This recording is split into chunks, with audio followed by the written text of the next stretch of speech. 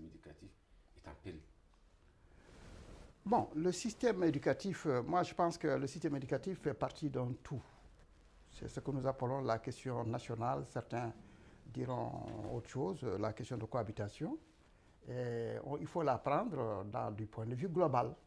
Si on veut, vous savez, toutes les réformes ont été envisagées ici. Elles ne marchent pas parce qu'on n'a pas pris les choses là où il fallait. Pour qu'il y ait une véritable éducation nationale en Mauritanie, il faut d'abord prendre en compte les cultures nationales de ce pays, parce qu'il s'agit de cela. Et les cultures, c'est les langues. Donc il faut enseigner les langues du pays, l'arabe, le pulaar, le wolof et le soninké. Il faut les enseigner à l'école.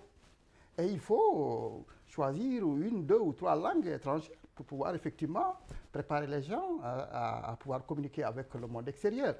Et à partir de ce moment, je pense que tout le bas blesse là où on n'a pas voulu encore s'engager véritablement dans l'officialisation des langues pulaar, wolof et soninké. Ça a été fait à l'époque avec le régime de Ould Haïdallah, avec l'Institut des langues nationales.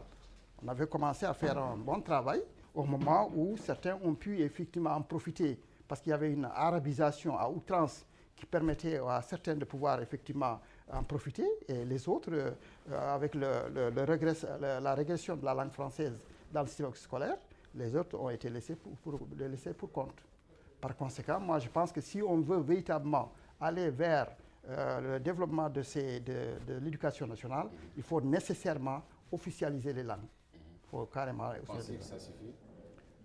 Aussi. Pensez que ça suffit? Non, mais si on officialise les langues, on les introduit, maintenant il faut avoir un programme qui permette aux gens d'aller ensemble. Moi je pense que les mesures d'octobre de 1979, on doit peut-être les revoir un peu, mais elle avait posé sérieusement le problème. Mais il faut qu'il y ait une interculturalité. Il ne faut pas que simplement les Arabes étudient la langue arabe, les Pulaars étudient le pulaar. Non, il faut qu'il y ait une interculturalité. Chaque enfant qui entre à l'école commence d'abord par sa langue. À un moment donné, il doit intégrer une deuxième langue nationale ou une troisième langue nationale. Et à un moment donné, il y aura une espèce de tronc commun où les Mauritaniens parleront toutes les langues. C'est vers ça qu'il faut aller. Cette interculturalité permettra effectivement aux Mauritaniens de pouvoir, là où ils se trouvent, se parler directement sans traduction. Moi, quand on croit que nous, on parle de langue nationale pour des raisons politiques, c'est qu'on se trompe.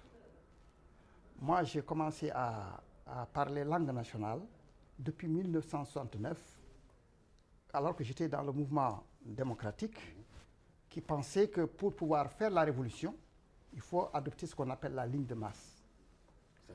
La ligne de masse, c'est-à-dire qu'il faut aller vers les populations, leur parler.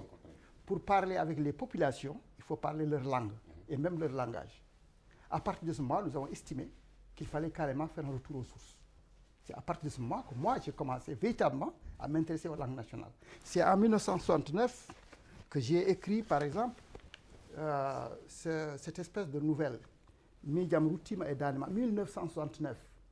Ça n'a pas été encore édité de manière correcte, mais ça a eu une certaine forme de publication. Et aujourd'hui, je suis en train de chercher à l'éditer. En 1969. Donc c'est très vieux. Ce n'est pas les problèmes politiques de maintenant qui m'ont amené à écrire. Ça, c'est écrit en pulaar. Ces deux recueils de poèmes, que beaucoup de mes poèmes, la poésie est connue à travers la Mauritanie, mais aussi au-delà de la Mauritanie, ont été édités presque en l'an 2000. Alors, ça s'appelle, c'est le recueil qui s'appelle Boki, et ça c'est Kartalinibi, c'est pratiquement des écrits de prison, n'est-ce pas? Tout ça est en langue pulaar. Ça, c'est une monographie de mon village. C'est en pulaar.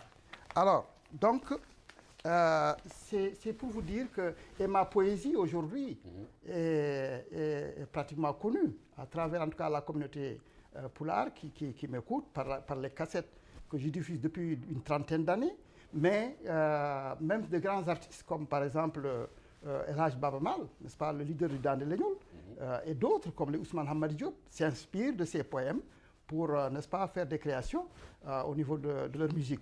Donc c'est une poésie qui est pratiquement connue. Alors, à partir de ce moment-là, moi, je pense que nous, quand on parle de langue nationale, ce n'est pas un projet politique. Non. C'est parce que nous estimons que, pour en tout cas retrouver notre culture, pour revivre notre propre identité, comme disait l'autre, il faut nécessairement faire recours à notre langue nationale, à notre culture nationale. Cela n'exclut pas d'apprendre les langues étrangères pour communiquer avec l'étranger. Voilà.